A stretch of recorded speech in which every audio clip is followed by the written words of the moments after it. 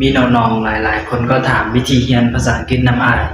ที่จริงอ้ายก็บ่ได้เก่งบ่ได้หยังหลายดอกแต่ว่าอ้ายจะแนะนำวิธีเรียนภาษาอังกฤษให้ตามที่อ้ายรู้และอ้ายได้ศึกษาหรือว่าได้เรียนมาว่าอ้ายเฮ็ดแนวใดคือถ้าเจ้าบ่รู้แท้ๆหรือว่าพื้นฐานเลยให้เจ้าไป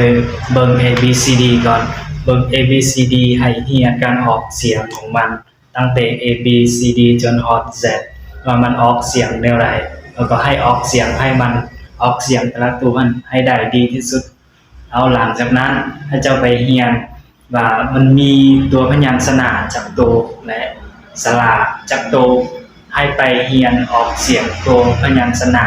แล้วก็สระของมันออกเสียงตัวนั้นให้ได้ดีที่สุดตัวอย่างว่าตัว P เทียบเป็นภาษาลาวเป็นตัวพอแล้วตัว E เทียบเป็นภาษาลาวเป็นสระ A แล้วตัว T เทียบเป็นตัวสะกดคือออกเสียงเป็นเอามารวมกันจะอ่านว่า page พอใส่สระ A ออกเสียงตัว T page page นอกจากนั้นถ้าว่าเจ้าอยากแบบลงนำคนต่างประเทศได้คือแบบว่าเว้าภาษาลาวบ่หรือว่าภาษาของแบบภาษาตนเองนะให้เจ้าคิดไปหาว่าเฮาเรียนภาษาตนเองเฮาเรียนแนวใดแล้วก็ไปเรียนเนาะนะเฮาเรียนภาษาของตนเองเฮาบ่จำเป็นต้องเรียนแม่นบ่มีแต่เฮาเว้าทุกมื้อผู้ใดเฮาก็ลงนำทุกมื้อแล้วภาษาต่างประเทศที่เจ้าบ่ฮู้เจ้าจะต้องได้ลงนำตนเองทุกมื้อตัวอย่างว่าค่อยกำลังย่างไป I am walking ค่อยกำลังย่างไปห้องน้ำ I'm walking to the bathroom ก็ลองเว้าแนวนั้นไปหรือว่าภาษาจีนก็คือการลองเว้าไปแนวนั้นแต่ละมื้อสิ่งที่สองคือให้เจ้าไปฟังวิดีโอใน YouTube หรือว่าฟังพอดแคสต์อีหยังต่างๆไปฟังแล้วก็เว้าไปนำเขาตัวอย่างนี้ค่อยจะสาธิตให้เบิ่งอันนี้ฟังพอดแคสต์ถ้าว่ามันเว้าไวหลายเกินไปให้พวกน้องปรับลงให้มันช้าให้มันเว้าช้าๆลงโอเคเอาไปฟังกัน Hello Emily Hi everyone I'm Paul พน้องฟังไปพน้องก็เว้าไป Hello Emily Hi everyone I'm Paul How are you today, Paul? How are I'm you great Thank you Thank you I'm very happy today Oh,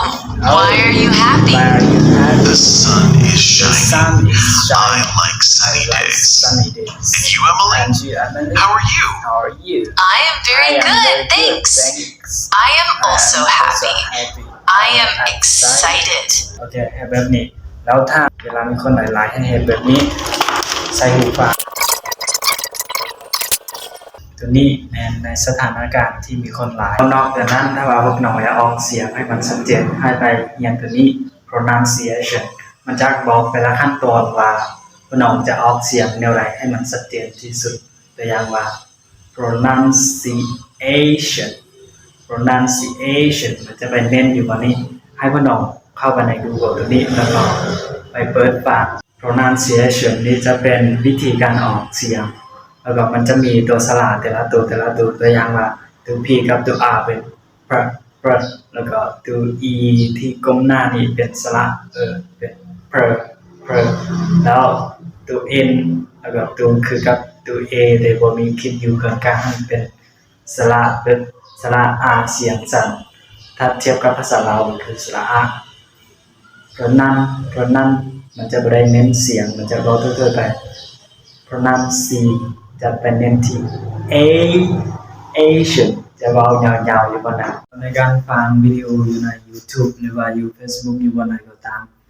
อ้ายบ่อยากให้พวกน้องฟังไปล่าๆให้พวกน้องเอาบิ๊กเอาหยังมาจดปากแล้วก็ต้องท่องจำไปพร้อมแล้วก็เวลาเฮาทบทวนขึ้นอย่างน้อยเราต้องทบทวนขึ้นภายใน3วันเทื่อนึงบ่ต้องให้มันสาดไปกว่านั้นเดี๋ยวเฮาจะลืมเฮาต้องมีตารางมีอีหยังจัดมาพร้อมว่ามื้อนี้ค่อยจะเฮ็ดหยังจะเรียนหยังเวลานี้ค่อยจะเอาเฮ็ดตัวนี้เวลาฮอดเวลาปึ๊บแล้วก็เฮาก็เฮ็ดเลยบ่ต้องรอท่าให้มันไกลไปตัวอย่างว่าเฮาก็พยายามที่จะแบบเวลาเฮาเปิดวิดีโอมาเฮาก็จะเว้าไปก่อนวิดีโอตัวอย่างถ้าเฮายังบ่ได้ที่เฮาก็ฟังแบบเป็นภาษาไทยบ่หรือว่าภาษาลาวกับภาษาอังกฤษหรือว่าภาษาไทยกับภาษาอังกฤษตัวอย่างภาษาไทยเขาจะว่าฉันกำลังไปโรงเรียนให้เฮาลองฝึกเว้าภาษาอังกฤษให้ไปก่อน ถ้าเราฝึกไปได้โดนแล้วให้เราฝึกเว้าภาษาอังกฤษหายไปก่อนผู้ที่เว้าในวิดีโอหั่นฉันกำลังไปโรงเรียนในนั้นผู้ที่เว้าอยู่ในนั้นมันจะเว้าภาษาอังกฤษไปตามหลังว่า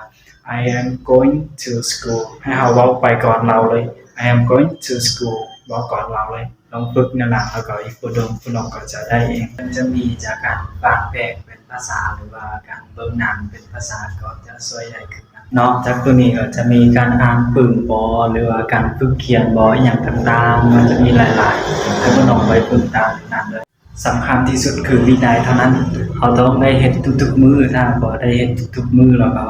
เดี๋ยวก็บ่ได้คือเก่าถ้าว่าผู้ใดบ่มีความมุ่งมั่นหรือว่าความอดทนถ้าผู้น้องอดทนก็บ่ได้คือเก่าเรียนไปแบบจักปีก็แล้วแต่ยังบ่ได้คือเก่า